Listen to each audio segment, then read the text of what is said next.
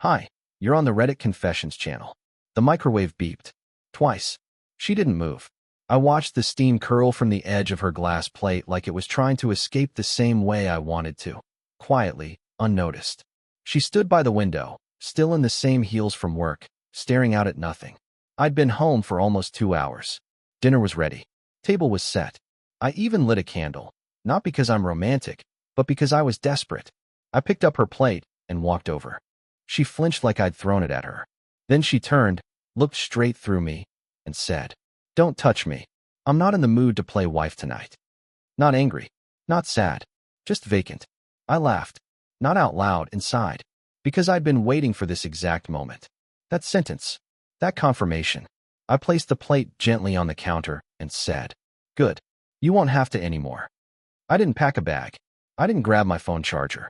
I just left.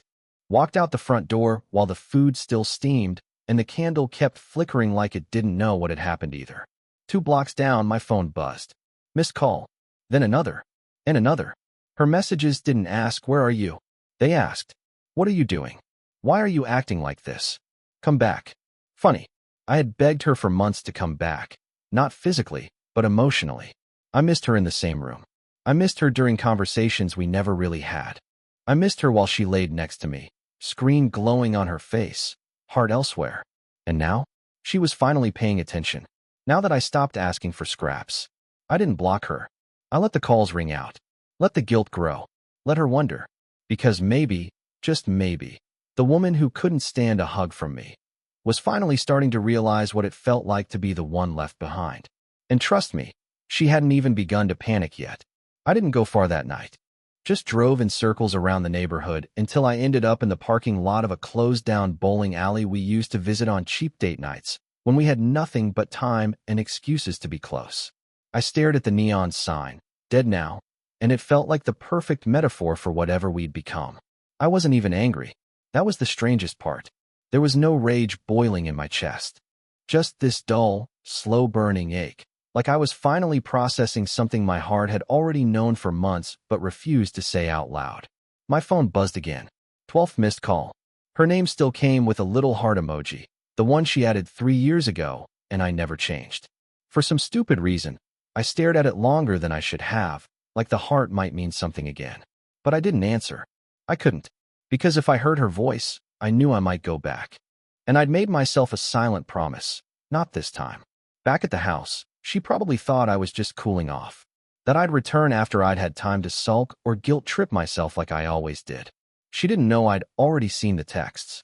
She didn't know I'd already heard the voicemail from someone named Theo, who called her by a nickname I'd never heard before, one that sounded way too intimate, too casual, too rehearsed. She didn't know that the night before, I'd checked our shared cloud and seen photos of her in a cafe I'd never taken her to, smiling in ways I hadn't seen in years. That hurt more than anything. Not the affair itself, not even the lie, but that smile. The one I used to think was mine. And yet, I still missed her. That's the most humiliating part. I still loved the same woman who flinched at my hug like I was diseased.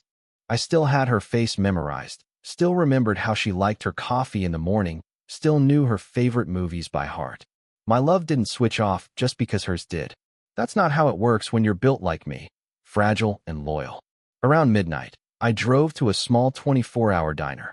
I sat in a booth in the back, ordered coffee I didn't drink, and stared out the window like I was waiting for some kind of sign. Maybe a reason to turn back, maybe an excuse to believe this was salvageable. But the truth was already etched in my bones. I was not going back. Not this time. And when her 13th call came through, followed by a message that said simply, "Where are you?" I finally smiled. Because for the first time in years, she was the one wondering. She was the one reaching out. And I was the one pulling away. But the story isn't over. Not even close. I didn't sleep that night. I tried, but my thoughts kept playing in loops, not just about her, but about me. About how I'd become someone who accepted crumbs and called it a meal. I wasn't proud of myself. I wasn't strong. I was tired. And deep down, I think I'd known for a long time that she was already gone. Emotionally, physically, all of it. I just didn't want to admit it. So I kept pretending. I kept setting the table for two even when it felt like I was dining with a ghost. Around 6 a.m., I finally drove back to the neighborhood. Not to go home. I wasn't ready for that. But just to park on the next street over and see if the lights were on. And they were. Every single one. Like she'd stayed up all night pacing, maybe crying, maybe panicking. Or maybe she was just deleting things, covering tracks, cleaning up the mess I wasn't supposed to find. I watched from the car as a black sedan pulled into our driveway and idled. My stomach dropped. He didn't get out right away. He sat there, texting someone. My chest tightened because I already knew who he was texting. And then the door opened. She stepped out, wrapped in her robe, hair pulled back like she hadn't even slept. She looked frantic. She leaned in the window and spoke to him for maybe 20 seconds. Then he drove off. I sat in my car shaking. Not with rage, not with heartbreak, but with this awful kind of clarity. This was her plan. That guy wasn't just a fling. He was her exit strategy. I'd been the placeholder, the man who paid the bills, fixed the garage door, took the trash out, while she figured out who she really wanted to be with. And now she was stuck in the middle, caught between two men, one of whom had just stopped playing his part. I didn't go back to the house. Instead, I drove to my friend Marlon's place, a guy I hadn't spoken to in almost a year. He was surprised to see me, but he didn't ask many questions, just offered me a beer in his guest room. I crashed there for a few hours, phone off, world silent. When I finally turned my phone back on, I had 32 missed calls, 14 texts, a voicemail that started with a sob and ended with, "Please come home." But none of them were apologies. Not one of them said, "I messed up," or "I want to fix this," or "You were right." It was all confusion, deflection, blame. She didn't know I'd seen the guy. Didn't know I'd heard her voice in the background of that restaurant video someone tagged her in weeks ago, laughing with him while I sat home thinking she was at a conference. I didn't respond. Instead, I did something she never expected. I sent her a single text. "I'll come by tomorrow when you're not there. Don't be home." 2 minutes later, she replied, "Wait, what are you doing? Don't do anything stupid." Stupid? Like trusting her? Like loving her when she stopped loving me? Like asking her to talk when she was already speaking someone else's name in whispers? No, I wasn't doing anything stupid. I was just finally doing something for me. And the next day was when it all really started to unravel. I didn't sleep that night either. I stared at the ceiling in Marlon's guest room, my mind swarmed by fragments. Her voice, that man's car, the way she didn't even hesitate to say, "Don't touch me." My hands were clenched so tight I left crescent marks in my palms. But I still wasn't angry. I was something worse. I was numb, like my soul had frostbite. The next morning, I didn't even bother showering. I put on the same clothes I'd worn the day before, grabbed a tote bag from Marlon's hallway closet, and drove back to the house. I waited a block away until her car was gone. That was the deal. I'd asked her not to be home, and shockingly, she listened. The second I stepped inside, everything smelled too clean. It was like she'd scrubbed away the evidence, or maybe just the guilt. The scent of lemon cleaner mixed with something floral, perfume, maybe, not hers. It didn't match anything I recognized. I don't know why that bothered me more than it should have. I didn't come to argue. I came to pack.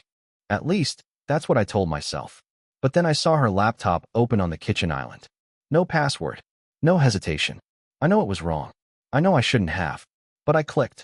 At first, just emails, some back and forths with work, a couple shopping receipts. Then one from T. That was him. Subject, "I miss your mouth." I won't go into the full message, mostly because I couldn't finish it. The first 3 lines were enough to make my stomach turn. The dates matched the nights she said she was working late or feeling too sick for dinner. The way he wrote to her, it wasn't just about sex. It was emotional, familiar, intimate in a way that used to be ours. And there were photos, not nudes. Worse, photos of them laughing together in restaurants. Her holding his face, smiling so softly it made me sick. She didn't look like someone having an affair. She looked like someone in love, with someone who wasn't me. I closed the laptop. I stood in the living room for a solid 5 minutes, just staring at the couch. The same couch where she flinched away from me. The same one where we used to fall asleep during dumb movies. That couch felt haunted now. I started throwing things into the bag, not neatly. Just enough to get by. Toothbrush, jeans, a few chargers. I wasn't thinking clearly, and maybe that's why I did the next thing. I walked into the closet and pulled out the little fireproof box I'd kept hidden behind the winter blankets. Inside were our marriage documents, some personal journals, my dad's pocket knife, and a flash drive I hadn't touched in years. The flash drive contained old videos, our wedding, vacations, her birthday from 4 years ago. Moments that once felt so full of life now felt like lies caught on film. I shoved it into my pocket. I don't know why. Maybe to remind myself it was real. That once, we were real. Right as I zipped the bag, the front door opened. She was home. Too early. Her shift wasn't supposed to end for hours. She stepped in, froze, and stared at me like she'd seen a ghost. I didn't say a word. I just looked her in the eyes. She finally whispered, "What are you doing?" And for once, I didn't choke. I didn't cry. I didn't beg. I said, "I saw the emails." She went pale, dead silent. And that silence said everything. She didn't ask which emails. She didn't deny it. She just stood there, breathing shallow, eyes wide. Because she knew it was over. I didn't flinch. I didn't move. I just stood there in the hallway, watching her brain scramble behind her eyes like it was trying to rewrite the script. She opened her mouth twice before a sound came out, and when it did, it was the weakest, most forced version of, "It's not what you think." I let out a breath through my nose. Not a laugh, not a scoff, just enough to stop myself from exploding. She stepped forward, but I took a step back. She noticed. That hurt her more than anything I could have said. "I'm serious," she whispered. "You have no idea what's been going on. You think you do, but you really don't." That's the thing about liars. They always act like the real crime is you not understanding them properly. Like if you just gave them 15 more minutes, they'd twist the truth into something palatable. Something where they're still the victim. I asked her, "Who is he?" She paused. Just for a second. Too long. "Theo," she said quietly. I already knew his name. But hearing her say it, that made it real. That sealed it. I nodded and turned to walk out. She grabbed my arm. Not hard, but enough to make me stop. "Wait. Please. Just let me explain." "You don't owe me an explanation," I said. "You owe me a time machine and about 6 years of honesty." She started crying then. Those soft, manipulative tears that used to work on me. But they didn't hit the same anymore. Not when I'd seen the messages. Not when I'd watched her sit across from someone else with my smile on her face. "What do you want me to say?" she finally asked. "That I'm a horrible person? Fine. I am. I messed up. But I didn't plan it. It just happened." I hate that phrase. It just happened. As if cheating is something you trip into like a pothole. As if months of secrecy, careful lies, and giggled texts are just one long accident. "You don't accidentally meet someone behind my back," I told her. "You don't accidentally change your password or flinch from a hug, or say you're not in the mood to play wife. You meant every word, every action. The only thing you didn't plan was me finally walking away." That broke something in her. She sat down on the floor, like her knees gave out under the weight of her own shame. And for a moment, I almost stayed, almost sat beside her. But then I remembered the look on her face when she thought I hadn't noticed. When she was fine with me being nothing more than background noise to her new fantasy life. I zipped up my bag and headed to the door. Before I stepped out, she said one last thing. "I never stopped loving you." I didn't turn around. I just said, "Then you've got a funny way of showing it." And I left. This time, I didn't just walk away. I meant it. But what I didn't know yet was that Theo, he wasn't just her lover. He was a whole different kind of betrayal waiting to unfold. I didn't go far after leaving the house. I drove in complete silence. No music, no destination, just the hum of the road and the screaming in my own head. That kind of pain has a rhythm to it. You think about the past, then fast forward to the betrayal, then back again, wondering where it started. You start second-guessing things that happened years ago. A joke she made. A trip she postponed. A phone call she said was work but took in the other room. It was all there. I just didn't want to see it. I ended up in the parking lot behind a rundown motel, not because I needed a place to stay, but because it was the only place where I didn't feel like someone might recognize me. I sat in the car until my legs went numb and my phone buzzed again. It was her. Not a call this time, a message. "If you need to talk, I'll be here. I owe you that much." I didn't reply. I wasn't ready to hear her voice, to listen to her rewrite our history like she was the victim of her own affair. But the damage wasn't done yet. Not fully. Not until the next morning. Marlon called. He never calls unless it's urgent. I answered on the second ring. "You might want to check this out," he said, and sent me a link. It was a local community blog. Nothing big, Just the kind of site where people post restaurant reviews and minor news. But this post was different. It was about a local charity gala that happened 2 weeks ago, a fundraiser at a private estate. The article had pictures of attendees, donors, and sponsors. And right in the middle of one photo, smiling like they owned the place, were Theo and my wife. I stared at the image for a long time. She was in a dress I hadn't seen before. He had his hand on the small of her back. And the caption underneath made my blood run cold. Theo Lansing and Marlene Rowe, representing Lansing Dynamics, contributors to this year's silent auction. Marlene Rowe, not Marlene Sanders. Not my last name. She was already using his. I felt like someone had slammed a steel bat into my chest. Not only had she been lying to me, she had presented herself publicly as his partner. Maybe not legally, but symbolically, socially. And that meant something. It meant this wasn't just an affair. It wasn't just two people fooling around behind closed doors. This was a transition, a replacement, a plan, and I wasn't part of it. Suddenly, everything fell into place. The coldness, the distance, the casual cruelty.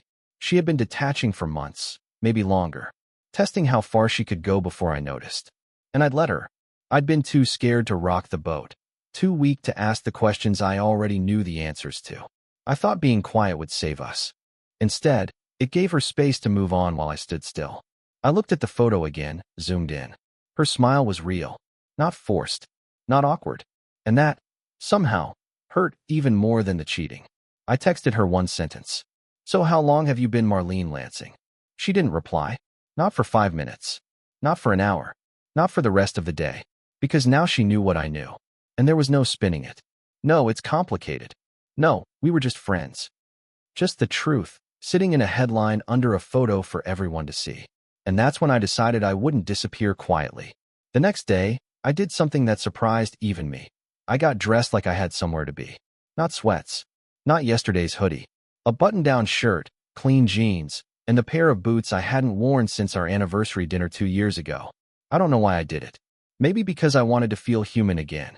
Or maybe because I had a mission. I wasn't going to talk to her. I was going to find him. Theo Lansing. The man with his hand on her back in that gala photo. The one who apparently knew enough about me to hide in plain sight. It didn't take much digging to find out where he worked. His company was small but flashy, private consulting, corporate solutions, vague enough to sound impressive, slick enough to attract clients with deep pockets. I knew the building. Downtown. 6th floor. I walked in without an appointment and gave the receptionist a name that wasn't mine. James Grady, here to drop off some documents for Theo Lansing. Personal. She hesitated, but when I added, he's expecting it, she waved me toward the elevators without question. When I stepped off on the 6th floor, it hit me. I didn't have a plan. What was I going to say? Hey, I'm the guy whose life you helped destroy. Thought I'd stop by for a chat. But I didn't have to say anything. Because as I turned the corner, I saw him. In a glass-walled office, laughing with someone, leaning back like he didn't have a care in the world. And behind him, pinned to a corkboard, was another photo from that gala. The same one from the blog, only unedited. Bigger. And it had something scrawled beneath it in marker. Power Couple 2025? I nearly pushed the door open. But then I heard it. He was talking about her. I couldn't make out every word, but I heard enough. She said the paperwork's almost done. Just waiting on the house thing. Then we're good. House thing? My house. Suddenly, my stomach flipped. I walked away before I could do something reckless. But the second I got back to the car, I called our mortgage lender. I still had access to the joint account. I still had rights, at least on paper. And that's when the final nail hit. 2 days earlier, she'd filed a request to refinance the property. In her name only. I wasn't listed. Not even as a contact. The paperwork hadn't gone through yet. It was flagged for missing documents. But the intention was clear. She was trying to erase me. Legally. Financially. Entirely. It wasn't just that she moved on. It was that she planned to move on while standing in the same house as me, sleeping in the same bed, letting me carry on like we were just having a rough patch. She didn't just cheat. She prepared for my exit before I even reached the door. And that broke something in me I didn't even know was still intact. I didn't go back to Marlin's. I drove to the lake an hour outside town, the one where we used to picnic in the early years. I sat on the dock until the sun dipped and the cold crept in. And that's when I wrote her the email. Not a text. Not a note. An email. Subject line, I know everything now. No anger. No threats. Just a list. What I knew. When I figured it out. The documents I'd already seen. And at the bottom, don't contact me again. Any communication going forward will be through legal counsel. That includes your Power Couple 2025. I hit send. And for the first time in a long time, I didn't feel small. I felt clear. But I knew something was coming. She wouldn't stay quiet. And what happened next caught even me off guard. She didn't reply to the email right away. Not that night. Not the next day. And for a moment, I thought maybe she finally understood that the game was over. That she had pushed too far, crossed too many lines, and that there was no version of this where I came crawling back. But on the third day, I got a letter. Not an email. Not a text. A physical letter, written in her handwriting. The same handwriting that used to scribble "love you" on napkins in my lunch when we were younger and still believed we'd last forever. It wasn't an apology. Not really. It was more of a monologue, her trying to explain how she'd felt empty for years and didn't know how to tell me. How Theo made her feel alive again. How she never meant for things to go so far. The usual lines. But buried somewhere in the middle was something that actually hit me. I didn't think you'd leave. I thought you'd always just stay. And there it was. The confession. The truth that explained everything. She didn't just take me for granted. She counted on it. She built her betrayal on the assumption that I was too soft, too weak, too afraid to walk away. And for years, she was right. But not anymore. I didn't write back. I didn't need to. Some things are better left unanswered. Instead, I focused on rebuilding.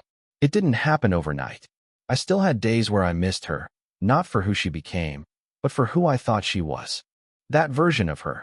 The one from the road trips, the laughter in the rain, the mornings with coffee and quiet joy. That's the one I mourned. But I also started doing something I hadn't done in a long time. I started living for me. I got a new apartment. Smaller, quieter, and filled with nothing but my own energy. I started running again. Joined a local trivia team. Took a solo weekend trip to a coastal town I always said we'd visit together, but never did. And on one of those mornings, standing on the beach with a coffee in hand and the wind in my face, I realized something that I want every person watching to hear.